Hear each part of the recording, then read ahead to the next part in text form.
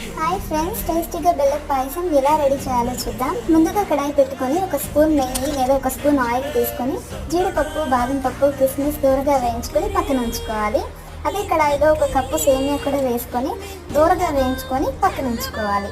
తర్వాత 3 గ్లాసుల నీళ్లు పోసుకొని అవి కొంచెం మరిగించుకున్న తర్వాత ఒక కప్పు సగ్గుబియ్యం, హాఫ్ కప్పు శనగపప్పు వేసుకొని బాగా ఉడికించుకోవాలి. తర్వాత ఒక కప్పు బెల్లం, అలానే సన్నగా తరిగి పెట్టుకున్న కొబ్బరి ముక్కలు మరియు 2 యాలకులను దంచి వేసుకుంటే మంచి ఫ్లేవర్ వస్తుంది.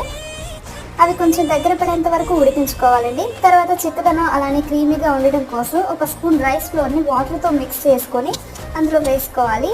తర్వాత ఒక కప్పు మిల్క్ని ముందుగానే చల్లార్చి కాచి పెట్టుకున్నవి మిక్స్ చేసుకోవాలి. అది చిక్కబడేంత వరకు ఉంచి చివరిగా డ్రై ఫ్రూట్స్తో గార్నిష్ చేసుకుంటే ఎంతో రుచికరమైన పాయసం రెడీ అవుతుంది. నచ్చితే ఒక లైక్ చేసి షేర్ చేసి సబ్స్క్రైబ్ చేయండి. Thank you.